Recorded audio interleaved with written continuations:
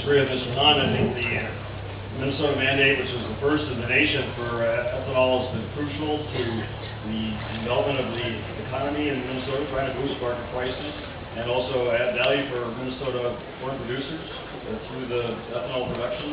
I would continue to support the mandates for both ethanol and for increasing those percentages over the years ahead as is envisioned, as well as for biodiesel fuels.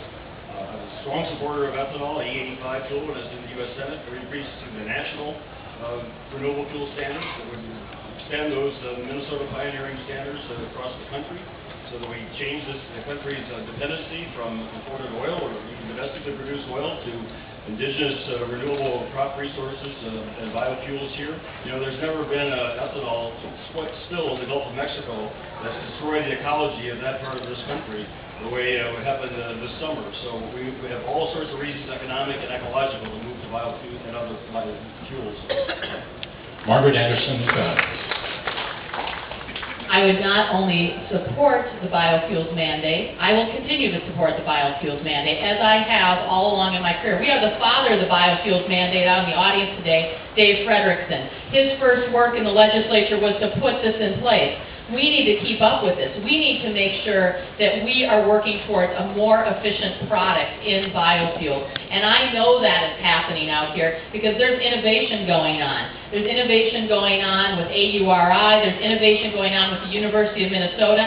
And we know that this is about jobs. I know this is about jobs. This is about value added. It's about pushing that production cost, the income you're making above the production cost, and this is another way to do it. Now, my Republican opponent, Tom Emmer, has not supported biofuels, and I'm going to be very interested in his answer today, because he's voted against it in 2008, in 2008 twice, in 2005, and, you know, it's interesting when people they say one thing and they actually do another. You can always depend. I know where I came from. I know who I'm fighting for.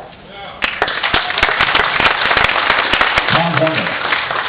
Well, I do support the blend and would even be open to looking at a higher blend rate.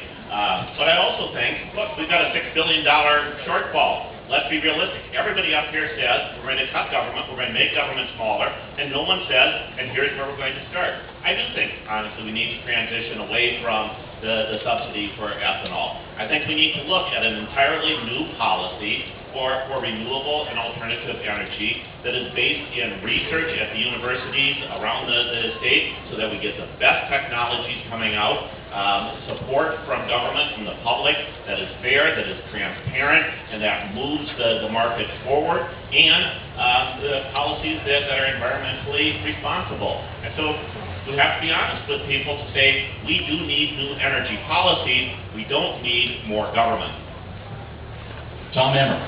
Thanks. I support any alternative form of energy that we should be exploring. I think government needs to get out of the way and let people do it. And I'm not sure where Margaret's looking, but I had to ask, because I'm pretty sure I voted for the biodiesel mandate. I've never been a big fan of mandates, folks, but here's what it is. It's about jobs. Not only should we support all exploration and activity for new, inexpensive, efficient forms of energy to drive our economy, and that includes ethanol, that includes biodiesel, that includes anything that might be out there, but we should also lift the moratorium on nuclear. We absolutely should find ways to get people moving again and stop having the political professionals tell us what we can and can't do. So I support it from that perspective, whatever we can do. Matt and I not only have supported our farmer ethanol producers and biodiesel producers, but I've been there in the fight. And as you know, Doug, in 1995, we saw big oil take a big run at us. I was a newly elected legislator, and there were a lot of folks who came at me and said, oh my gosh, the folks that have older cars, the people who want to run their snowmobiles, everything's dying, we got to get rid of this ethanol mandate. We got to pull it back. And Doug, as you know, I stood there, right with you, when they were trying to even take a bill away from you so that they could try and take control of things.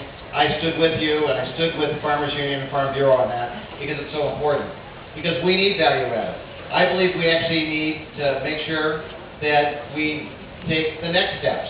That's why, besides education being my top priority, I believe it's jobs, and I believe one of the best ways to get jobs is not only more wind energy that's locally owned here in rural Minnesota, but the next generation of ethanol, which will come with grasses or in northern Minnesota with wood pulp. That's the way to create new billion-dollar industries right here. We should pay ourselves for our fuel and not some dictator in the Middle East.